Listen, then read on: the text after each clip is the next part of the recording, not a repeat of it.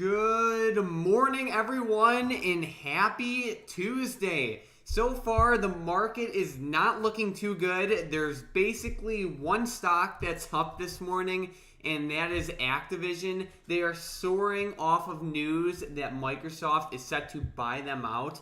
Activision has been one of those stocks that's definitely been downtrending over the past couple of months. It's at a good level. I think this is a very smart decision by Microsoft. The stock was at like $65 on Friday, and now it's at $86. So it's just exploding up. Basically, Microsoft is about to buy them out for just under like $69 billion in cash.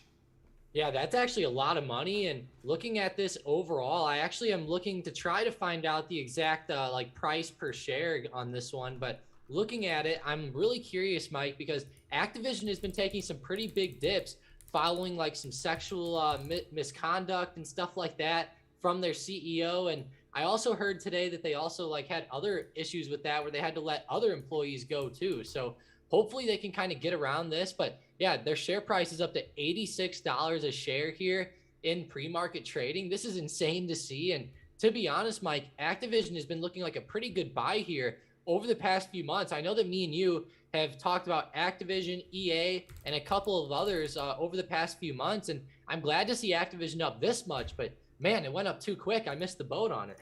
I know. I have just like a small amount of shares in just like a little longer term account, but yeah, I'm actually a little bit salty about this buy or this acquisition by Microsoft because I wanted more Activision, Tom. Like I do like them for the long term. You know, for those of you who don't know, Activision is the company behind, some of those like massive like Call of Duty games and a lot of other games. But either way, I think this is a really smart. Acquisition by Microsoft. I know that Microsoft even noted some potential for the metaverse by buying out Activision.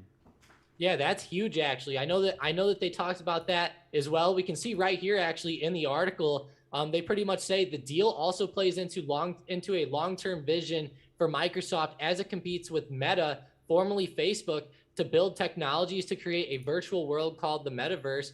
Apparently, the Microsoft CEO was the first big tech CEO to publicly acknowledge the value of metaverse months before Meta CEO Mark Zuckerberg. So that's pretty interesting that Microsoft CEO acknowledged the metaverse before Meta even did. So I didn't even hear about that. But either way, though, it's good that they're getting into the metaverse. Obviously, we've heard so much about it, and they make some pretty big games. I know Overwatch has been huge. Obviously, we all know Call of Duty, and then even Candy Crush. Candy Crush is a pretty big game on the phone, especially, like on Facebook games and stuff like that. So it's always good to see that these companies are moving off of this news, though. Activision's getting some good movement today. I'm glad to see it. And, they've been moving down quite a bit. So I'm just glad to see some good action one way or the other. It'll make for a pretty fun trading day on this one. Yeah. All right, Tom, checking back in with the market overall, it looks like the SPY is just bleeding to start the week. Yeah, it is. This is very unfortunate. We're below that 460 support of Friday. This is not good to see that we're below this. I know that the futures last night were not looking the best. We can see /ES was moving down a little bit last night, and it looks like we ended up breaking these major supports. It's definitely not good to see this.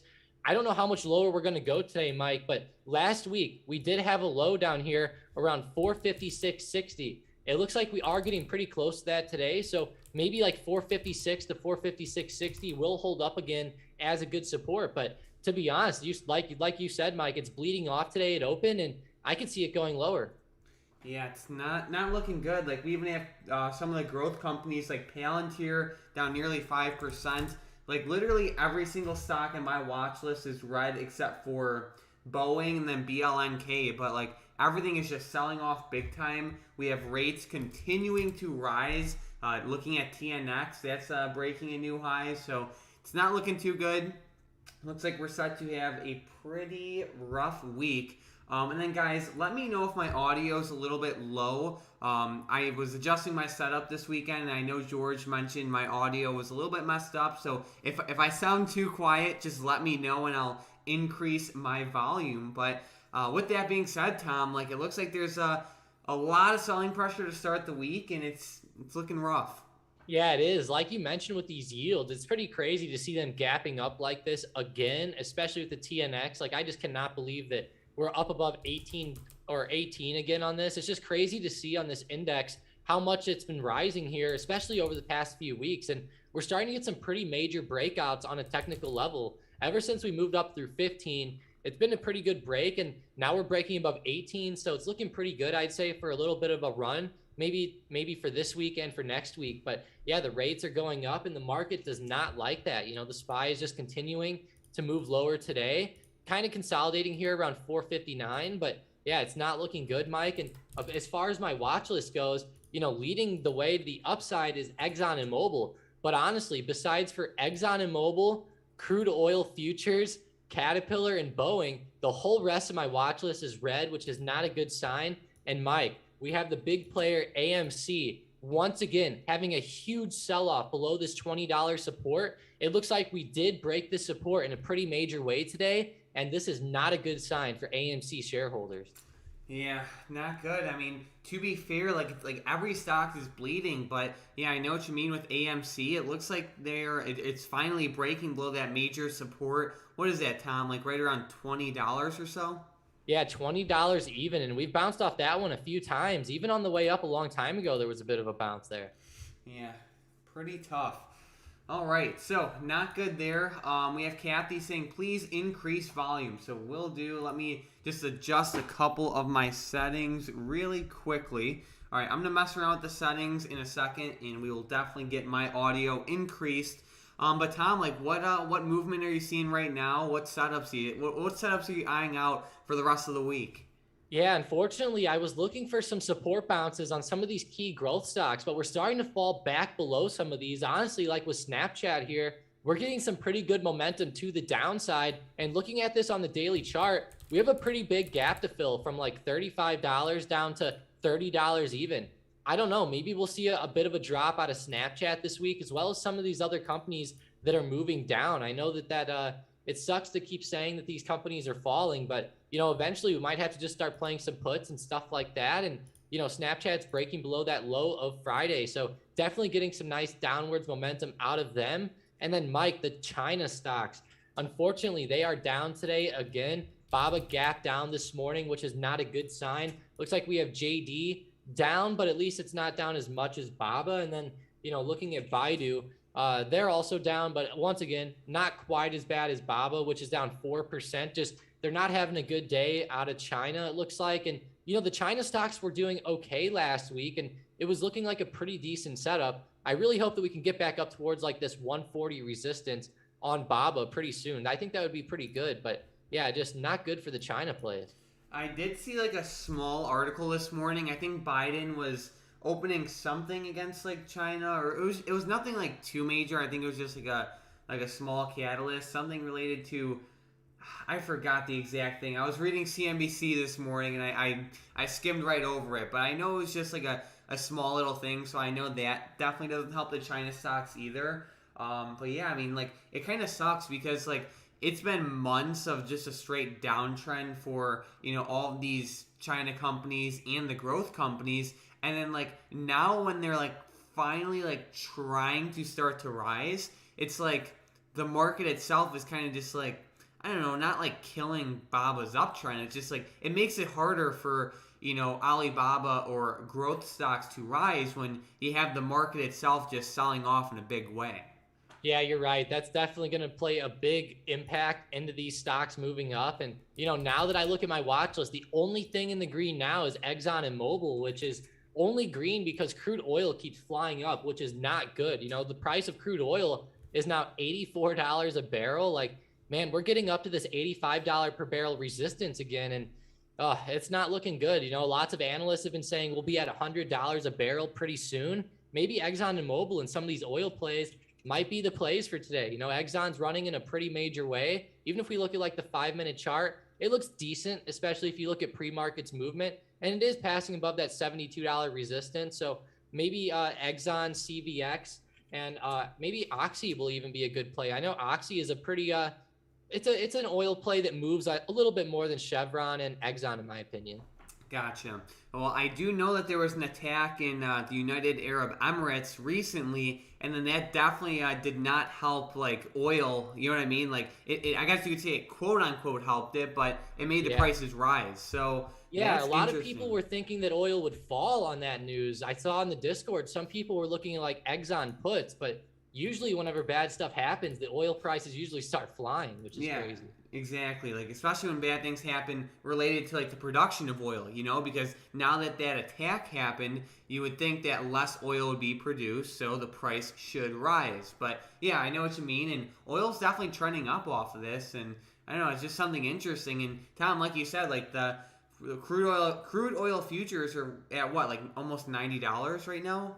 Yeah, they're right around 85. If we like look at the 1 year daily chart, we can see that they hit $85 a few months ago. Then they tanked off because the US and China and a couple other countries started like flooding the market with oil to try to make the prices go lower. And then OPEC and those countries kind of like what we saw with this attack, like their production's going to go down and they weren't meeting their production targets. So they were actually producing less, probably on purpose to keep the prices up. So yeah, it's crazy to kind of see the war between certain countries and the price of oil. I know that us being the United States, obviously like Biden and his administration wants the prices down, but these oil companies and OPEC want it up. So it's kind of weird to see like the war going on between those conglomerates, you could say. Gotcha.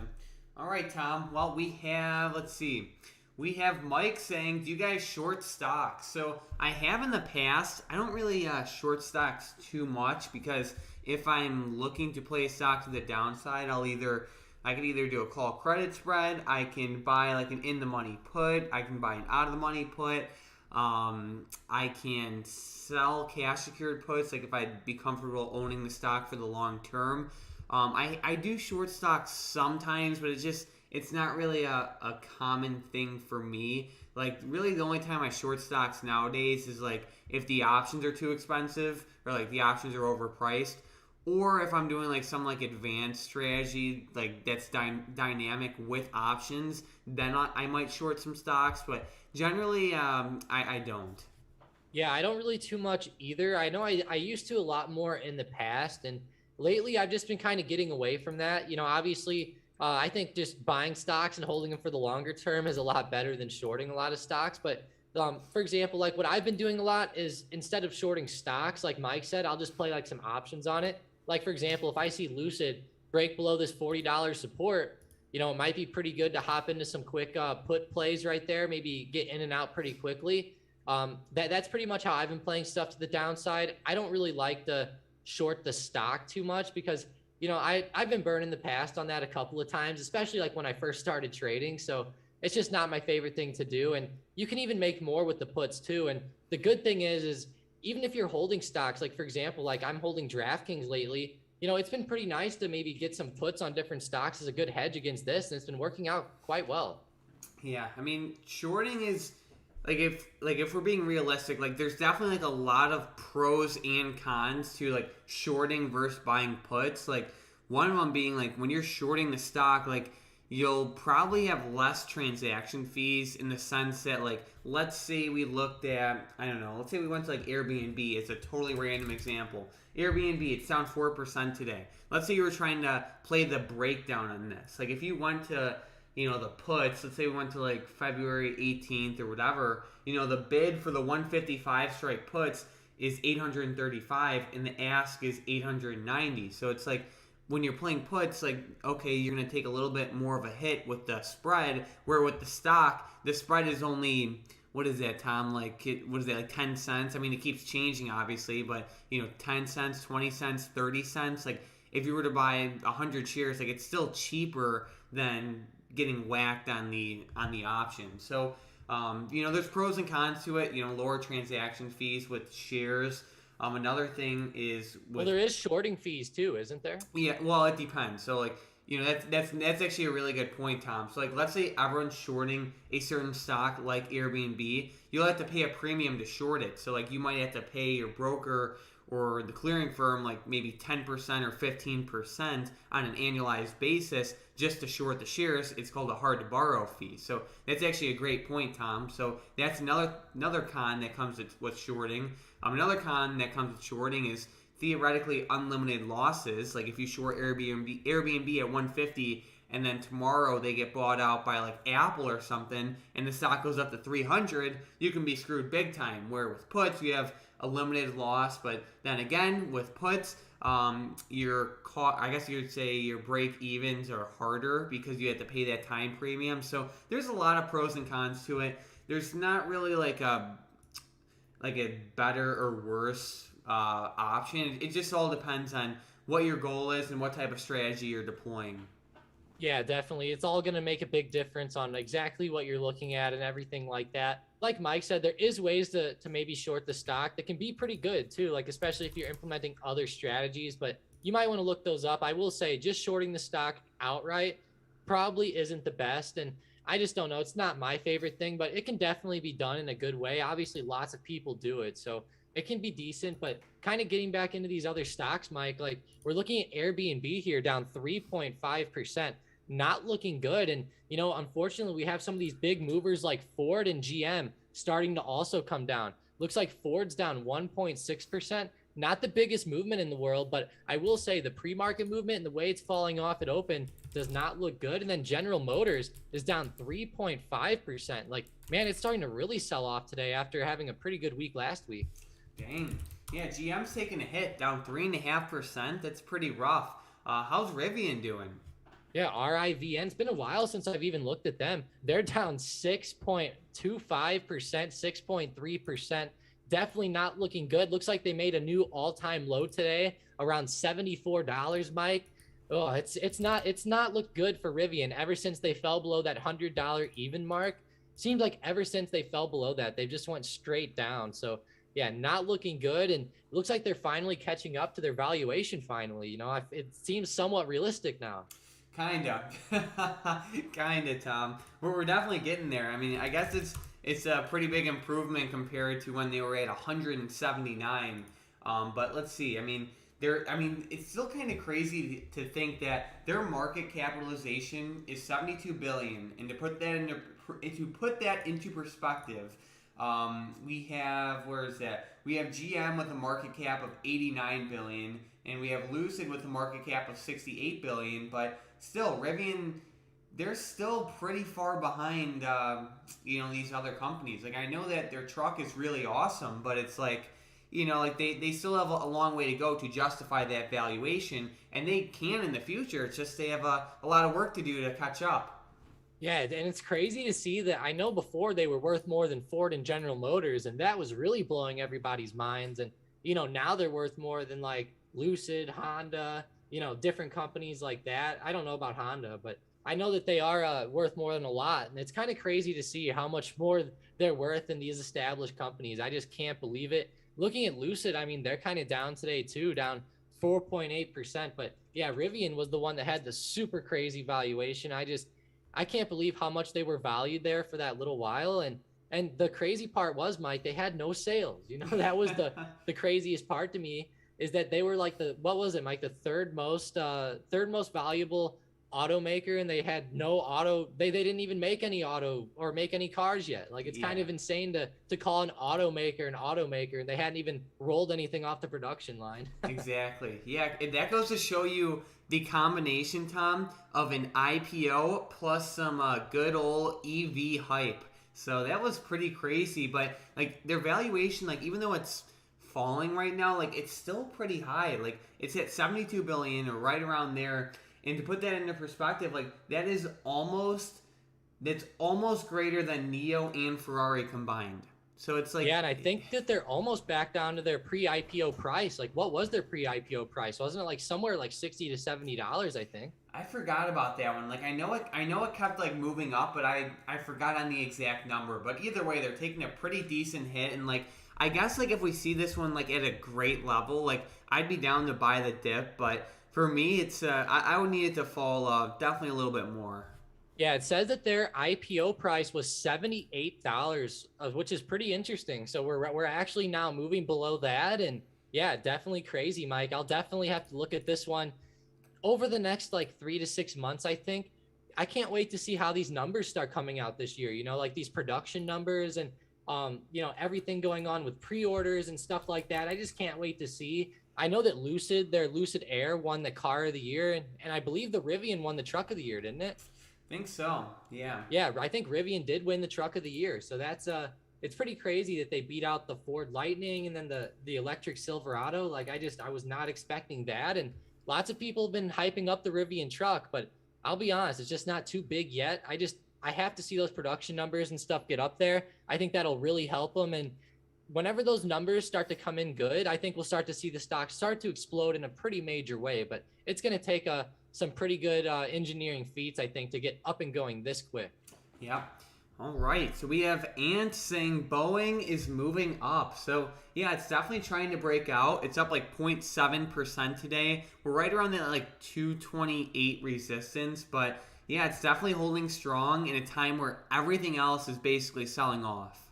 Yeah, it really is. I'm glad to see it popping up like this. Hopefully it keeps going, Mike, because it did break that kind of double top from last week and it broke out above 228. I really hope it keeps going. It's having a good move so far, and Boeing's been on fire. If we look at the daily chart, they've been having some bad moves over the past like 6 to 8 months, but as we're starting to go here for the past few weeks, it's been pretty much straight up from 190. We broke above 210, and now we're even up above 220. So it's been a really good past month for Boeing. There is a pretty big resistance around 230 to 235. So I will say be careful of that, but it's been pretty explosive. And they do have earnings coming up too. All right, there we go. Tom, how about this DWAC movement right now? It's still trending up there. Now it's up 9%. Wow. It happened again, Mike. Up 9%. I mean, DWAC, this is huge for their social media company. I know that they're supposed to be releasing this on February 21st, should be the day it first goes live. And we'll have to see what ends up happening. But it's good to see it continuing to move like this. It broke above that nice resistance of last week. And honestly, it made for some good day trades. If you guys were watching this one, it probably would have been a nice day trade when it broke 75. So I like it. I'm not sure how much more it's going to continue today, but I'm glad it's getting the hype back, Mike. Like last week, this was one of the best movers, and I'm glad to see it kind of holding up. Yeah. And it's definitely one of those hype plays, too. So keep that in mind. It can run a lot, but, it's it's definitely going to be very volatile. But looking at some plays, Tom, it looks like some of the growth plays are trying to have a good day. Like the market itself is definitely really close to its lows, but like BLNK is trying to run up, Corsair is trying to run up, Zoom is trying to run up, DraftKings is kind of trying to run up. Some of these plays are just, they're not selling off, which is a good thing.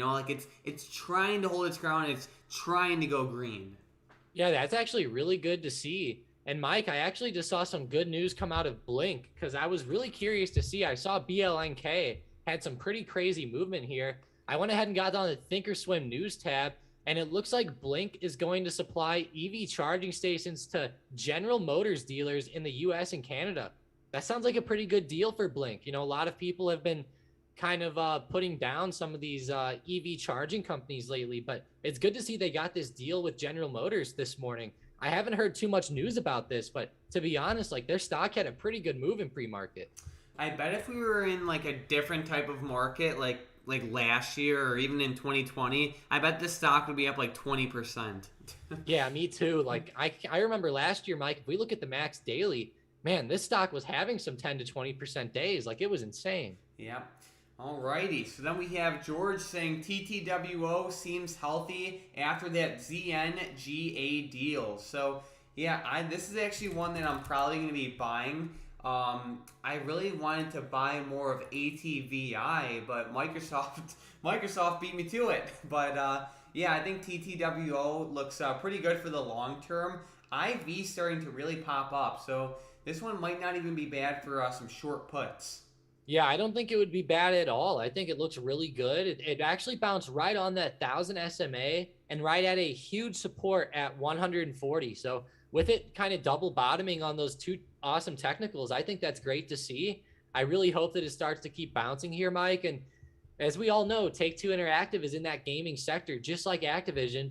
Activision is big with Overwatch, Call of Duty, stuff like that.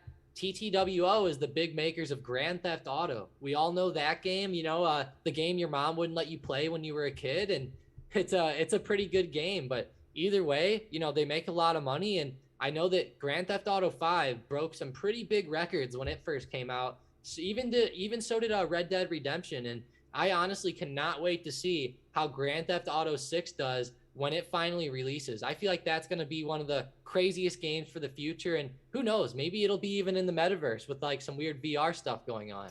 Well, Tom, when's it going to release? 2040? Yeah, probably. We'll probably have like virtual, like true virtual reality then. I mean, it's been how many years since GTA 5? It's been forever. Yeah, I'll actually look that up right now because you're right. It has been a long time, and I feel like 2000, yeah, September 17th, 2013 was GTA 5's release date. So, wow, it's been almost 10 years. That's kind of crazy to even say, to be honest. Yeah, crazy stuff. But then we have Vicky coming in saying, CRWD levels, please. So, Tom, what levels do you have for this stock? Actually, CrowdStrike is getting to a pretty big support. I will say they have a huge support here on the daily chart right around 175.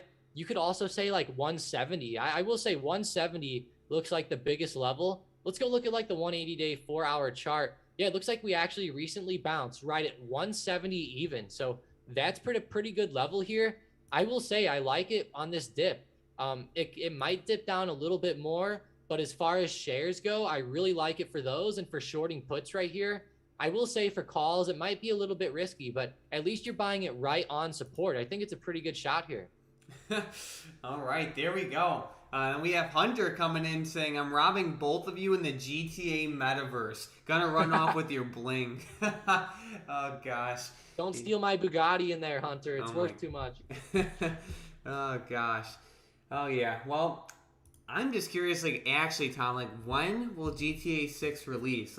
10 years, Tom? It's been a long time. And, I remember, there were some rumors about GTA 6 that was supposed to release in 2018 and then 2020 and then 2023, but again it was just rumors. But it's I'm wondering how much longer is Take-Two gonna just ride that GTA 5 train? If it's making money, that's awesome for them, and as a shareholder of TTWO, that's awesome. But I'm just curious, I wonder how much more time's left.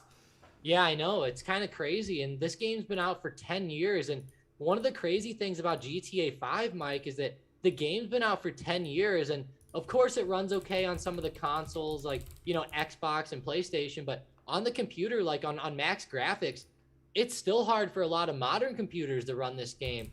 I'll be honest, maybe they're waiting for some advancements in technology.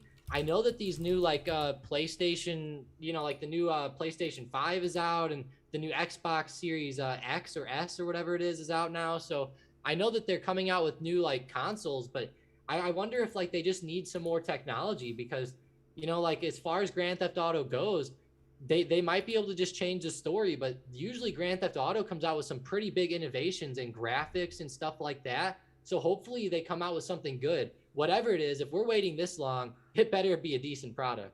Yeah, so I actually am looking at a couple different articles right now. So as of August 1st of 2021, GTA, or no, that's Grand Theft Auto. So I don't know if that's, okay, I see. So Grand Theft Auto, so I do not think this is specific to GTA 5, but Grand Theft Auto has made $6.4 billion since GTA 5's launch. So actually it does sound like it's specific to GTA 5. But anyways, the stock, or it's not the stock, the game is still bringing in a ton of cash for Take-Two. In 2020 alone, GTA 5 generated almost $1 billion, which breaks down to $2.5 million every single day. And I think that in April of 2020, they actually had record revenue for GTA 5, which is crazy to think because in 2020, I know the world was locked down and everything, but if the game launched in 2013 and it was having record revenue in 2020, it shows that you would think that the game's still doing pretty strong. Yeah, it is actually. I've been seeing lots of stuff about it on, Facebook gaming and Twitch and YouTube. And all that type of stuff. And what I've seen, Mike, is that the modding capabilities have made this game crazy. Like, you can play zombies on here now. You can have real life role playing. I know that a lot of people love playing those like role playing servers, and people are like running around like acting like they're the police, and funny stuff like that. So it's kind of cool. And like we said before, Mike, like you can even trade stocks in this game. Like, I know, like back in the beginning, I believe you said that this might have been something that kind of got you into that. But I remember like on this game, like shorting some airlines, then going and blowing up the airplanes or something like that. It was kind of crazy. Yeah, it's a pretty cool game, and yeah, you're exactly right with like the stocks and the airlines and stuff like that. Jesse said, been playing GTA since the PS1 when it was a 2D blimp view with a designated fart and burp button. I don't even remember that, but that sounds funny. I remember that one. Oh, It was a crazy like bird's eye view from the top down. It was kind of crazy actually to watch it. Gotcha. All right, so we have Mike saying, "Are you guys still holding Upwork?" Yes, I am for sure. It's getting beaten down like every other growth stock right now. Whether you're looking at Upwork, Fiverr, Zoom, Square, Disney, anything really with growth is struggling. So I'm not gonna close it just because of growth stocks as a whole struggling. If some crazy news came out saying that Upwork is significantly losing market share to their competition, and this bad news came out specific to the company, then I would consider it. But I'm definitely not going to sell just because the market, like the group of stocks it's in, is down. So it's definitely a longer term play. It's at a good level, and I think it looks really good for the long term still, and they're still growing at a pretty awesome pace, and I look forward to their next earnings report. Yeah, they kind of had a bit of like a head and shoulders, or almost like a triple top, almost up here around $60. And yeah, it just wasn't looking good whenever they hit this resistance and started falling down. We saw similar moves with DraftKings, like they hit resistance and started going down as well. So it's definitely not just Upwork in general, and I think they'll be pretty good for the longer term. You said this one's kind of like Fiverr, right? Yeah, basically, like they essentially do the same thing. Upwork, in my opinion, and in a lot of other people's opinions, is more, I guess you can say, professional. Like with Fiverr, you can, you might pay someone like $10 or $15 to do something, and like a lot of times, like it's just like kind of like mediocre. Where with like Upwork, like a lot of times, like you're hiring like some really, really professional, like talented people, and there's definitely a lot of those people on Fiverr too. It's just like Upwork is just, I don't know, it just seems like they have like a better I don't know, just like a better environment. Both platforms have their pros and cons, but Upwork is a little bit better in my opinion, and the layout's a little bit different as well. Yeah, I know that Fiverr, they have like a lot of stuff for like these people who play GTA, like these like streamers and gamers and stuff like that. There's always like like lots of gaming aspects to it, like lots of Fortnite stuff and all that stuff on Fiverr. So I know exactly what you're talking about, but it should be a pretty good company for the long term. And looking at it right now, it's falling below a pretty major support at $30. So I don't know how much lower it's going to go in the shorter term. I will say again, there's a huge gap to fill on the daily chart here. I really hope it doesn't start to fill this. Same thing with a few other companies. It seems like a lot of these growth companies are about to fill some of these crazy gaps on the charts. And I really hope it doesn't happen with the way they're falling down lately, because it'll just make for a pretty big drop. So hopefully they start to hold somewhere soon here. Yep. All right, so we have Hunter saying, pretty sure GTA recently paid Dr. Dre for an album for their missions too. So they're definitely doing pretty well still. So yeah, I haven't been following that, but if that's true, that's they're definitely still doing well probably. And then we have F saying, should we sell or keep shares? And I mean that totally depends on what you're referring to. It depends on what stock you're referring to. It depends on your risk tolerance. It depends on your current portfolio. Like there's not like an answer I can just give to that question. One, it would be important to know which stock you're referring to. Long term, if it's a solid company, we can definitely take a look at it. But there's a lot that goes into it besides just like a quick yes or no.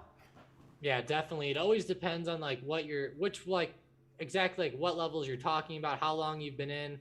I don't even know what ticker he exactly means. So I guess if he means Upwork, personally, I think you should keep it. But in the end, though, it's going to depend on risk. Like obviously, if we fall down to $20, it might not be good. A lot of times, Mike, a lot of people are getting stuck in these positions that are low, and a lot of times, I see people, like for example, like if that's all their money in this one position and then it starts going down, sometimes people don't want to hold the stock. Like they might want to sell out down here at the bottom and then get into some calls that might go up even more or something. But sometimes it's just better to keep holding. Like I've seen people sell out at the very bottom, then the stock starts flying up just a few months later, and you can get pretty angry with stuff like that. So if you are looking to sell on a stock that's falling down right now, I will say, if you're already in up in the middle, like around $40 with Upwork, for example, or even at 30, I will say it's probably better just to hold and maybe start selling some covered calls and stuff like that if you really need some more cash flow. But I will say, like, a lot of people love to sell out here at the bottom and then they start switching into other stuff. But in reality, it might be better to hold sometimes. Yeah, I completely agree with you, Tom. Another thing you can do if you really, really wanted to, like, I don't know, I guess you could say, like, fix a position, but, like, fix, like quote unquote fix a position, is like you can implement a repair strategy, which is basically when you, like, buy, like, a ratio of call debit spreads, and then you do, like, a ratio of covered calls. But if you want to learn more about that, you can go to the main channel, and I made a video, I think over like the past like 5 or 6 weeks or so. It was on like a Friday or Saturday. It was called like repair strategy. So if you just search, the main channel and repair strategy, you'll definitely see that. That can be another option if you wanted to, but even that has its pros and cons. But then we have it really Alex. does, and I'm actually sending that link right now, Mike. Okay, perfect. Thank you, Tom. And then we have Alex saying, how do the cruise lines look like lately for a swing trade for calls? So cruise lines have been decent lately. I will say it's been doing very well compared to, the past couple of months.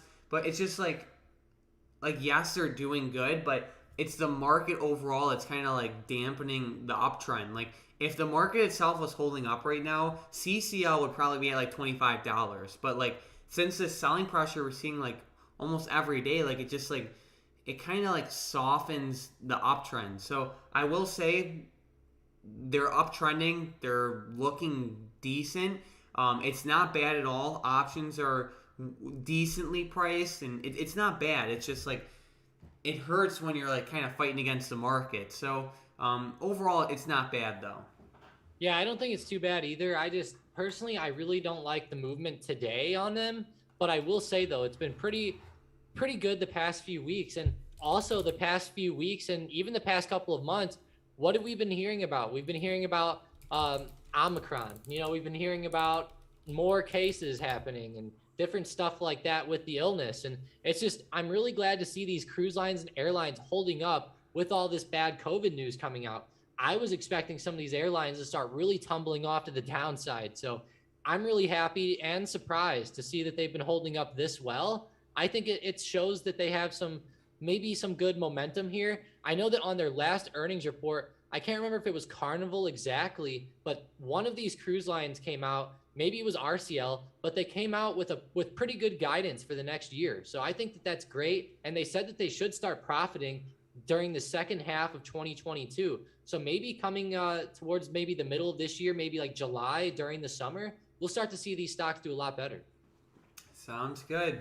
All right, we have Kathy saying BBIG is halted. So I'll be honest, a bunch of people have been like commenting about this one over the past couple of days, especially over the weekend. They've been saying like potential for a short squeeze. I just checked BBIG's short float, and let me just go back to it. It was like right around 22%, so 22.47%.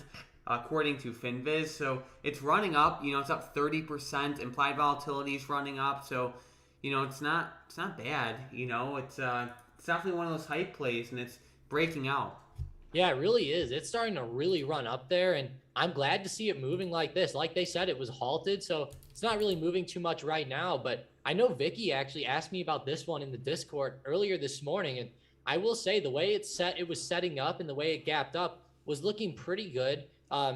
BBIG is just not my favorite stock to play, but I will say though, looking at it on the 1 year daily, it's been bouncing on some of these pretty major supports, like right around $2.20. It had a huge move ever since then. And yeah, it's been on fire, Mike. Like, I don't know how much more we're going to go up, but wow, it had a great open today and just kept exploding. Yep. So Tom, a couple people are asking about the market. Like, it's actually bouncing in a decent way. The SPY and QQQ are having some pretty big candles.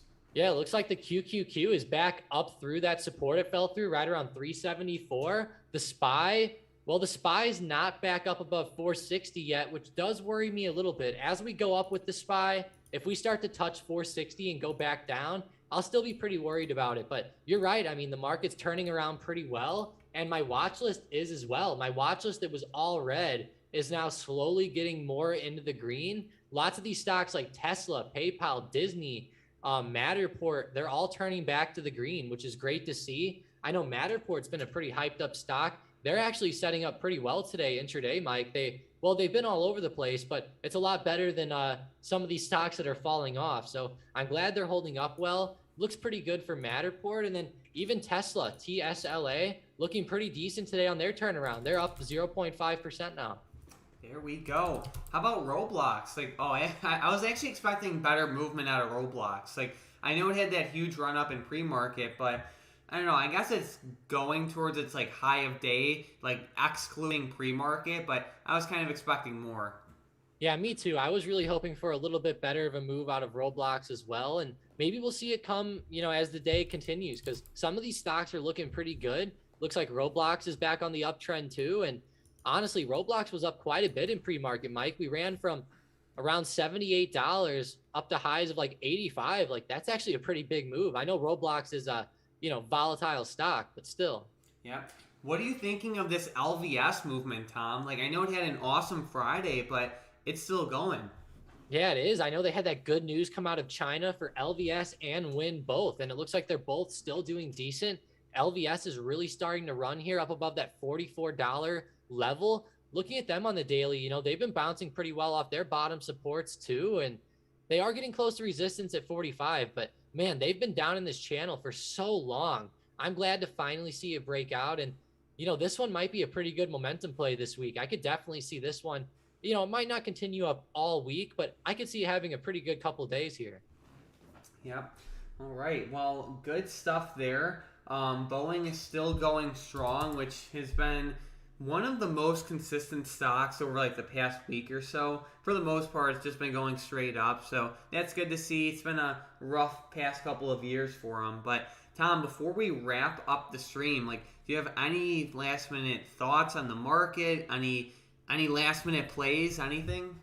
Oh man, thoughts on the market today? I will say the market's coming back a little bit intraday, but I will say be careful with it. If we look at like the 90-day, 15-minute chart here with the overall market, we've been down at some of these levels for quite a while now. We're kind of retesting this 456 support today. We'll have to see how the market goes. I'll be honest, to me, Mike, it looks a little bit more like we might continue to sell off here, but if these stocks keep recovering and we keep seeing these growth stocks continue back into the green today, like we're seeing with LVS, Boeing, even Zoom's back in the green. If we keep seeing these turnarounds, I think it'll be awesome for the market. But yeah, personally, I don't like the way the SPY fell below 460 today.